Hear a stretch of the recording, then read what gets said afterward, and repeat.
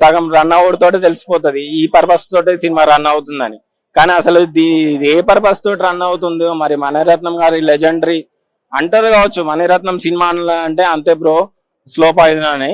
కానీ అది love stories కి అయితే మనకు పక్కన అమ్మాయి హీరో హీరోయిన్స్ ఉంటారు కాబట్టి మనకు ఆ ఫీల్ ఏర్పడలేదు.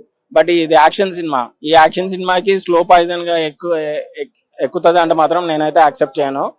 అయినా ట్రై చేశాను, మణిరత్నం గారి డైరెక్షన్ మీద నమ్మకంతో వచ్చాను.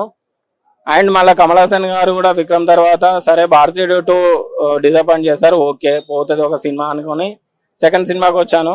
బట్ ఈ సినిమా కూడా అసలు చాలా డిసప్పాయింట్ చేసింది, ఇద్దరు డిసప్పాయింట్ చేశారు. అండ్ త్రిష గారి క్యారెక్టర్ చాలా అండర్ ఎస్టిమేటెడ్ గా తీశారు. ఈ జనరేషన్ లో అట్లాంటి క్యారెక్టర్ ఒప్పుకోవడం అనేది తను ఎలా యాక్సెప్ట్ చేసిందో అర్థం కావట్లేదు.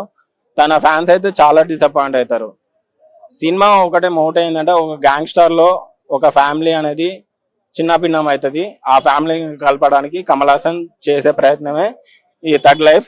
కానీ టైటిల్ కి ఏమాత్రం యాప్ట్ లేదు. ఒకటే చెప్తున్నా, సినిమాకి రావద్దు,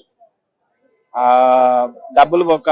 మీరైతే ఖచ్చితంగా చెప్తున్నా ఓటీటీలో చూస్తా అంటే చూడండి, లేదు ఇక మేము అది కూడా చూడము అనుకుంటే నెక్స్ట్ మన boss cinema power star Pawan Kalyan cinema వస్తుంది, దానికి డబ్బులు సేవ్ చేసుకొని ఈ డబ్బులని దానికి పెట్టుకొని అవసరం అనుకుంటే ప్రీమియర్కి వెళ్ళిపోండి. అంతకు మించి సినిమాలో ఏం లేదు.